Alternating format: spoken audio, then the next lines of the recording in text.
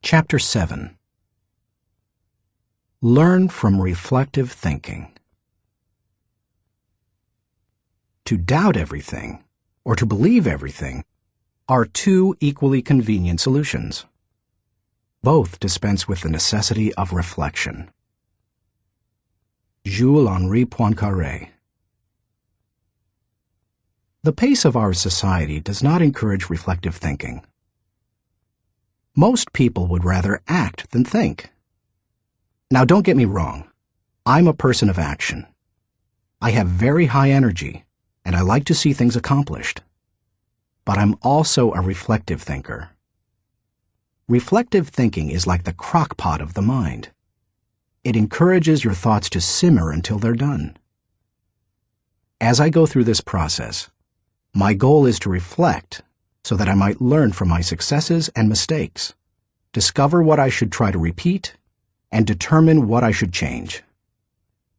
It is always a valuable exercise. By mentally visiting past situations, you can think with greater understanding. 1. Reflective thinking gives you true perspective. When our children were young and still lived at home, we used to take them on wonderful vacations every year. When we got home, they always knew that I was going to ask them two questions. What did you like best, and what did you learn? It didn't matter whether we went to Walt Disney World or Washington, D.C. I always asked those questions. Why? Because I wanted them to reflect on their experiences. Children don't naturally grasp the value or cost of an experience unless prompted. They take things for granted. I wanted my children to appreciate our trips and to learn from them. When you reflect, you are able to put an experience into perspective. You are able to evaluate its timing, and you are able to gain a new appreciation for things that before went unnoticed. Most people are able to recognize the sacrifices of their parents or other people only when they become parents themselves. That's the kind of perspective that comes with reflection. 2. Reflective thinking gives emotional integrity to your thought life. Few people have good perspective in the heat of an emotional moment. Most individuals who enjoy the thrill of an experience try to go back and recapture it without first trying to evaluate it. It's one of the reasons our culture produces so many thrill seekers. Likewise, those who survive a traumatic experience usually avoid similar situations at all costs, which sometimes ties them into emotional knots. Reflective thinking enables you to distance yourself from the intense emotions of particularly good or bad experiences and see them with fresh eyes. You can see the thrills of the past in the light of emotional maturity and examine tragedies in the light of truth and logic. That process can help a person to stop carrying around a bunch of negative emotional baggage. President George Washington observed, "We ought not to look back unless it is to derive useful lessons from past errors and for the purpose of profiting by dearly bought experience." Any feeling that can stand up to the light of truth and can be sustained over time has emotional integrity and is therefore worthy of your mind and heart. 3. Reflective thinking increases your confidence in decision-making. Have you ever made a snap judgment and later wondered if you did the right thing? Everybody has. Reflective thinking can help to diffuse that doubt. It also gives you confidence for the next decision. Once you've reflected on an issue, you don't have to repeat every step of the thinking process when you're faced with it again. You've got mental road markers from having been there before. That compresses and speeds up thinking time, and it gives you confidence. And over time, it can also strengthen your intuition. 4. Reflective thinking clarifies the big picture. When you engage in reflective thinking, you can put ideas and experiences into a more accurate context. Reflective thinking encourages us to go back and spend time pondering what we have done and what we have seen. If a person who loses his job reflects on what happened, he may see a pattern of events that led to his dismissal. He will better understand what happened, why it happened, and what things were his responsibility. If he also looks at the incidents that occurred afterward, he may realize that in the larger scheme of things, he's better off in his new position because it better fits his skills and desires. Without reflection, it can be very difficult to see that big picture. 5. Reflective thinking takes a good experience and makes it a valuable experience. When you were just starting out in your career, did it seem that few people were willing to give someone without experience an opportunity? At the same time, could you see people who had been on their jobs 20 years who yet did their work poorly? If so, that probably frustrated you. Playwright William Shakespeare wrote, "Experience is a jewel, and it had need be so, for it is often purchased at an infinite rate." Yet experience alone does not add value to a life. It's not necessarily experience that is valuable. It's the insight people gain because of their experience. Reflective thinking turns experience into insight. Mark Twain said, "We should be careful to get out of an experience all the wisdom that is in it. Not like the cat that sits down on a hot stove lid. She will never sit down on a hot stove lid again, and that is well. But also, she will never sit down on a cold one anymore." An experience becomes valuable when it informs or equips us to meet new experiences. Reflective thinking helps to do that. How to embrace the lessons of reflective thinking. If you are like most people in our culture today, you probably do very little reflective thinking. If that's the case, it may be holding you back more than you think.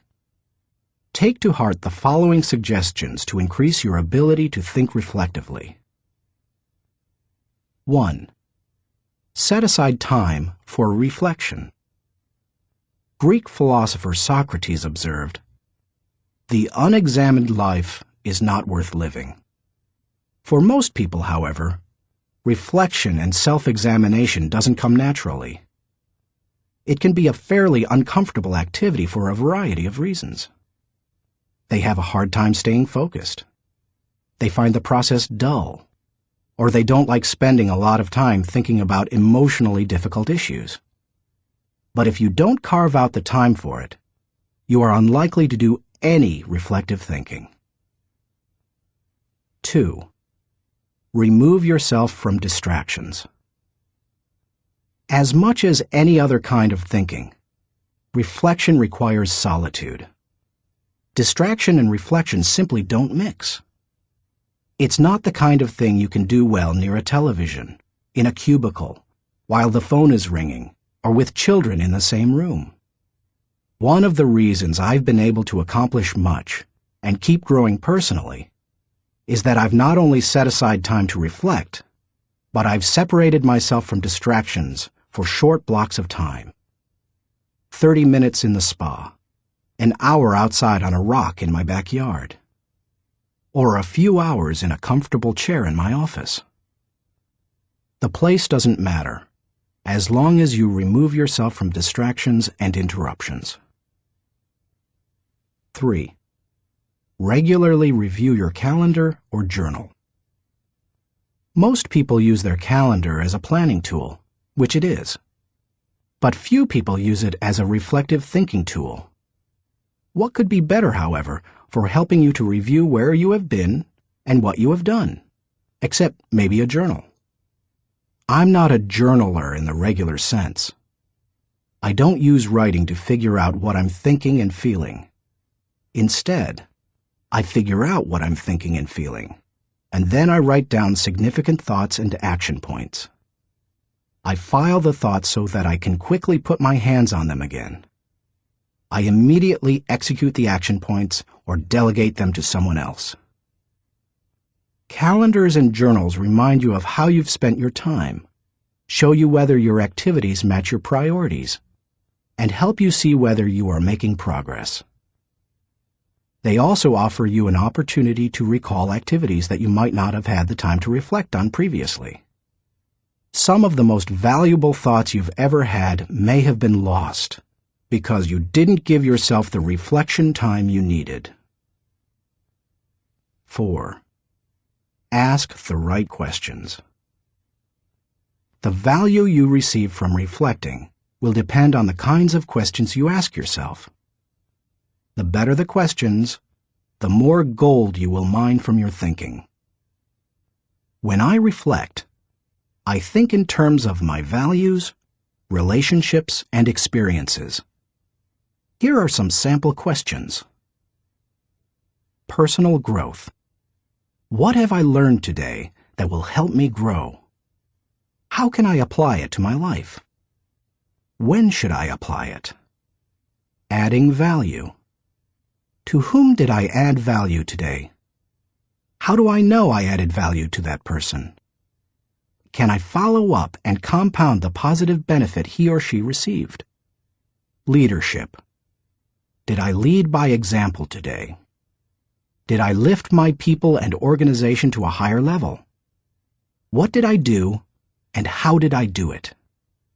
Personal faith. Did I represent God well today? Did I practice the golden rule? Have I walked the second mile with someone? Marriage and family. Did I communicate love to my family today? How did I show that love? Did they feel it? Did they return it? Inner circle. Have I spent enough time with my key players? What can I do to help them be more successful? In what areas can I mentor them? Discoveries. What did I encounter today to which I need to give more thinking time? Are there lessons to be learned? Are there things to be done? How you organize your reflection time is up to you. You may want to adapt my pattern to your own values.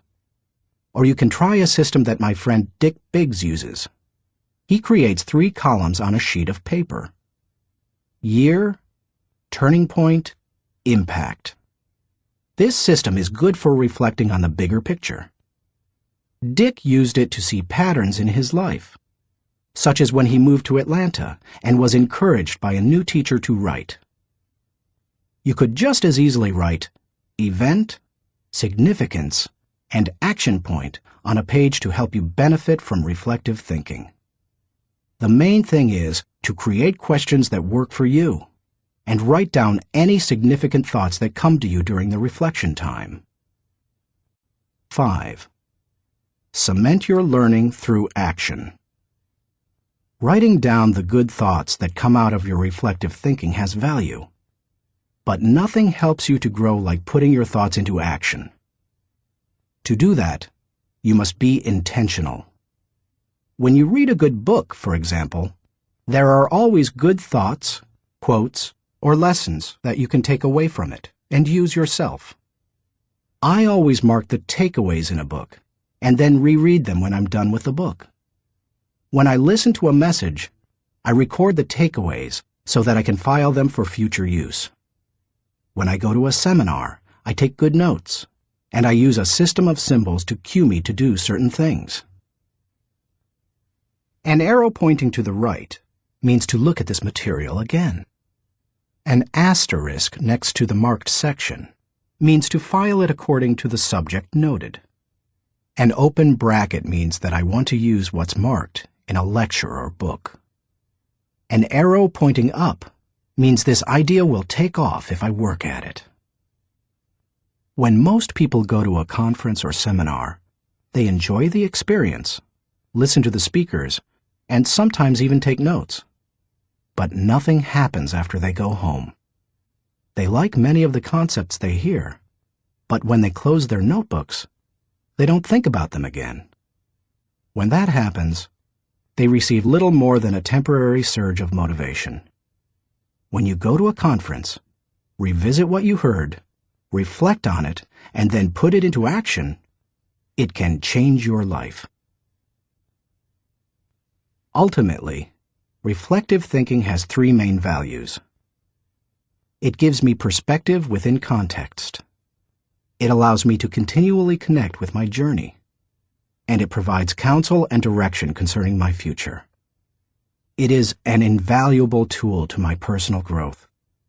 Few things in life can help me learn and improve the way reflective thinking can. Thinking question. Am I regularly revisiting the past to gain a true perspective and think with understanding?